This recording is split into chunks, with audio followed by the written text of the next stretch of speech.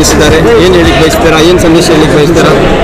Really ಕರ್ನಾಟಕದ ಸಮಸ್ತ ಜನರಿಗೆ ತುಂಬ ಹೃದಯದ ಹೃತ್ಪೂರ್ವಕ ವಂದನೆಯನ್ನು ಅರ್ಪಿಸುತ್ತಾ, ನನಗೆ ಇವತ್ತಿನ ದಿನ ಕರ್ನಾಟಕ ರಾಜ್ಯೋತ್ಸವದ ಪ್ರಶಸ್ತಿ ಒಂದು ನನ್ನ ಪ್ರೆಸ್ಟೇಜಿಯಸ್ ಪ್ರಶಸ್ತಿಯಾಗಿದೆ.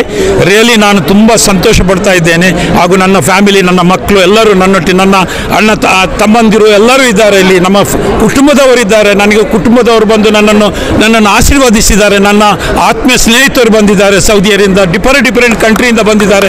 ಅವರೆಲ್ಲರೂ ನಮಗೆ ಆಶೀರ್ವಾದಿಸಲಿಕ್ಕಾಗಿ ಬಂದಿದ್ದಾರೆ. ನನ್ನ ಈ ಪ್ರಶಸ್ತಿ ಪ್ರದಾನದಲ್ಲಿ ಅವರೆಲ್ಲರೂ ಭಾಗಿಯಾಗಿದ್ದಾರೆ. ತುಂಬ ಸಂತೋಷ ಆಗ್ತಾಯಿದೆ. ರಿಯಲಿ ನಾನು ಇವತ್ತಿನ ದಿವಸ ನನಗೆ ಏನು ಮಾಡಬೇಕಂತ ಗೊತ್ತಾಗ್ತಿಲ್ಲ. ಏನಂದರೆ ಸ್ಪೆಷಲಿ ನಾನು ಧನ್ಯವಾದವನ್ನು ಅರ್ಪಿಸ್ತೇನೆ ನಮ್ಮ ಮುಖ್ಯಮಂತ್ರಿ, ನಾಡಿನ ಒಂದು ಧೀರ್ಯ ನಮ್ಮ ಠಗರು ಸಿದ್ದರಾಮಯ್ಯನವರಿಗೆ ವಂದನೆಯನ್ನು ಅರ್ಪಿಸ್ತೇನೆ. ಹಾಗೂ ನಮ್ಮ ಬಂಡೆ DK ಶಿವಕುಮಾರ್ ನನ್ನ ಆತ್ಮೀಯರು, ಹಾಗೂ ಸಿದ್ದರಾಮಯ್ಯರು ಸಹ ಆತ್ಮೀಯರು. ಡೆಫಿನೆಟ್ಲಿ ಅವರಿಗೆ, ಹಾಗೂ ನಮ್ಮ ಸಂಸ್ಕೃತಿ ಇಲಾಖೆಯ ತಂಗಡಿಯವರು ಸಹ, ಅವರನ್ನು ಸಹ ಸೌದಿಗೆ ಇನ್ವೈಟ್ ಮಾಡಿದ್ದೇನೆ. ರಿಯಲಿ ನನಗೆ ತುಂಬ ಸಂತೋಷ ಆಗ್ತದೆ. ರಿಯಲಿ ನಮ್ಮ ಕರ್ನಾಟಕ ರಾಜ್ಯದ ಉಳಿತಿಗಾಗಿ, ನಮ್ಮ ರಾಜ್ಯದ ಬೆಳಕಿಗಾಗಿ ನಾವೆಲ್ಲರೂ ಶ್ರಮ ಪಡಬೇಕು. ತಾವು ಸೌದಿ ಅರೇಬಿಯಾದಲ್ಲಿ ಕೆಲಸ ಮಾಡ್ತಾ ಇರೋದು, ದುಡಿತಾ ಇರೋದು, ನಿರೀಕ್ಷೆ ಇತ್ತು ಸರ್ ತಮಗೆ ಈ ರಾಜ್ಯ ಸರ್ಕಾರ ಗೌರವಿಸ್ತಾ ಇದೆ? ಆ್ಯಕ್ಚುಲಿ ನಾನು ಯಾವ ಪ್ರಶಸ್ತಿಗೂ ನಾನು ಹೋಗಲಿಲ್ಲ. ನನ್ನ ಆತ್ಮೀಯರು, ನನ್ನ ಸ್ನೇಹಿತರು, ನನ್ನ ಬಂಧು ಬಳಗದವರು ಹೋಗಿ ಸರ್ಕಾರಕ್ಕೆ ನನ್ನ ಸಮಾಜಮುಖಿ ಕಾರ್ಯಕ್ರಮವನ್ನು ಅವರಿಗೆ ಇದು ತಿಳಿಸಿ ಇದರಲ್ಲಿ ನಮ್ಮ ಸಿಲೆಕ್ಷನ್ ಕಮಿಟಿ ಅವರು ತೀರ್ಮಾನ ಮಾಡಿ ನನ್ನನ್ನು ಪ್ರಶಸ್ತಿ ಪ್ರದಾನ ಮಾಡಿದ್ದಾರೆ.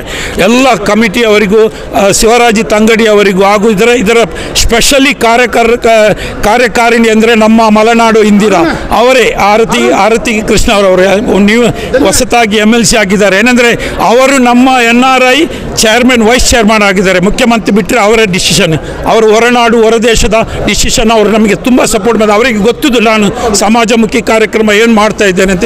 ಹಾಗೂ ನಮ್ಮ ಸಭಾಧ್ಯಕ್ಷರು UT ಖಾದರ್ನವರು ಸಹ ನಮಗೆ ತುಂಬ ಸಹಕಾರ ಮಾಡಿದ್ದಾರೆ. ಎಲ್ಲರೂ ತಮಗೆ ಈ ಪ್ರಶಸ್ತಿ ಬರಲಿಕ್ಕೆ ಕಾರಣ ನನ್ನ ಸಮಾಜಮುಖಿ ಕಾರ್ಯಕ್ರಮ, ಹಾಗೂ ನಾನು ಹೊರದೇಶದಲ್ಲಿ ಮಾಡುವಂಥ ನನ್ನ ಕರ್ನಾಟಕ ರಾಜ್ಯದವರಿಗೆ ಮಾಡುವಂಥ ಉದ್ಯೋಗ, ಅದು ಇಂಪಾರ್ಟೆಂಟ್. ಮನೆಯಲ್ಲಿ NRIಸ್ಗೆ ಹೊರನಾಡದವರಿಗೆ ಏನು ಸಂದೇಶವನ್ನು ನೀಡಿದ್ದೆ?